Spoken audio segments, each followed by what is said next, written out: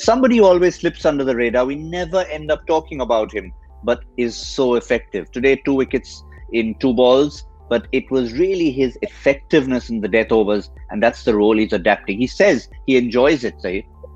Shardul. He's stacking up those numbers quietly, isn't it? The focus is not on him most of the times. You have the flamboyants in that Indian 11, and you tend to overlook things at times. But these numbers are certainly showing that he's quietly doing a job.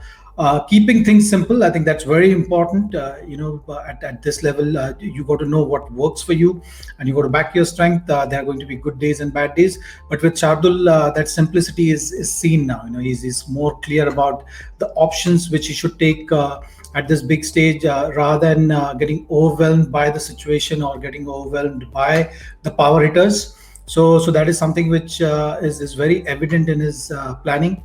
He's absorbing pressure well. And that knock in test match certainly has helped him. When you have a series like that and you grow in confidence, you start believing in your abilities a bit more, and then Shardul is a classic example of that. Also kept his head, Michael. Just going through on the Cricbuzz app what he said after the game. Obviously, we saw a bit of a conference. Virat had gone off the field. There was Rohit Sharma captaining, Hardik Pandya with plenty to say to Shardul Thakur, which he acknowledged. But finally, he said it was Captain Rohit, captain for the moment, who said, go and back your instincts. And he did. Yeah, and that's what captaincy is all about. You have the discussions, you come up with different tactics, but ultimately it's down to the bowler to just, right until the last moment of release. You've got to watch the batsman, you've got to assess what the batter's trying to do, and you just see something as a bowler that you have to then bowl the ball that makes it that much more difficult for the batter. The Ben Stokes dismissal was key. He was on 46, playing nicely, did a couple of big blows into the stands, and he just got one off the bottom of the bat, and then he gets Owen Morgan the next ball with a similar kind of shot. So yeah, very, very good instinctive bowling, good tactics, good field settings. And as I said before, India were on the game tonight. They had to be, and they produced an A-game performance. Zaheer, as a bowler, you would have had lots of instances where you, as a senior contender who knows what to do, but yet you would have had mid-off, mid-on, captain, wicket-keeper saying 5 different things to you.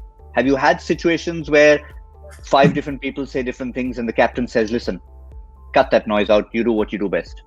Always. I think always you get into pressure situations, and it's actually good. That's what team sport is all about. You're never lonely out there. So if you have the advice, you have a chance to discuss things. At times, you just have to slow the game down also. Not too much what we've seen today, but at times it's not a bad ploy. But it's important that as a bowler in that those kind of situations, 2 important things. You got to back your instinct. You got to back your instinct, and you have to have the clarity of thought. If you're confused running up those to bowl that delivery, you're never going to execute it well.